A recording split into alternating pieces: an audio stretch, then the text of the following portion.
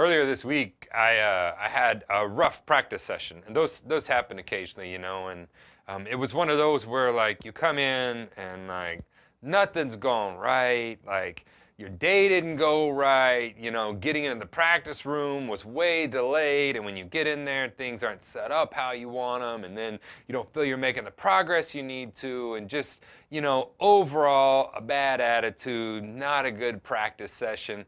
And I needed what my dad used to call a checkup from the neck up, right? I mean, I was having a bad practice session, but it was all here. And so I gave myself kind of an old-fashioned talking to, and I do that often. I kind of talk to myself. You would be concerned if you saw me in my practice space.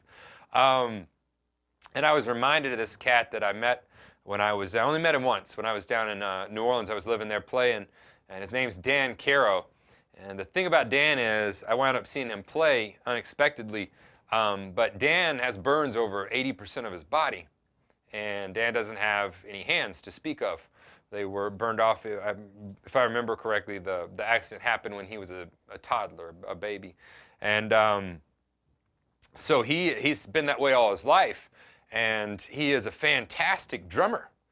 And when I saw Dan, it wasn't a thing of pity. I really had a question of how is he going to play with no hands. And on one hand he has, I believe they rebuilt a thumb on that hand, and so he gripped the stick in between that and his wrist, and then on the other hand he had a wristband, and he secured that with some rubber bands, and he put a stick there.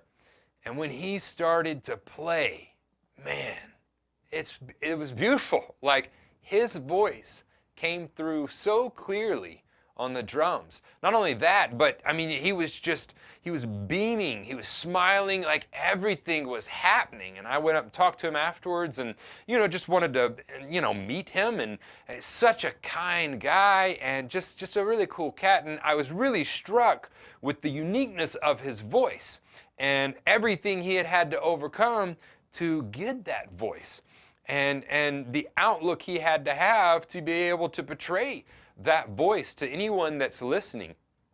And so, you know, whenever I have a bad day and I need to give myself a talking to, many times I'm reminded of Dan. Even though I just met him once, it made such a big impact on me. His voice did. And not his disposition, or it was his voice that came through to me. And so here's the thing we got to realize is it's of utmost importance that you define your voice, that you find your voice on your instrument, on the drums, or maybe you play another instrument. It's so important that you find your voice on that instrument, on the drums, because that's the only way that music goes forward.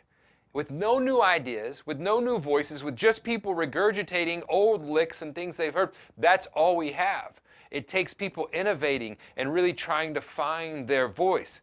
People like Dan, you have to dig in and be willing to see who you are, and see we get sidelined when we have a bad day and we let all those things come into our practice time.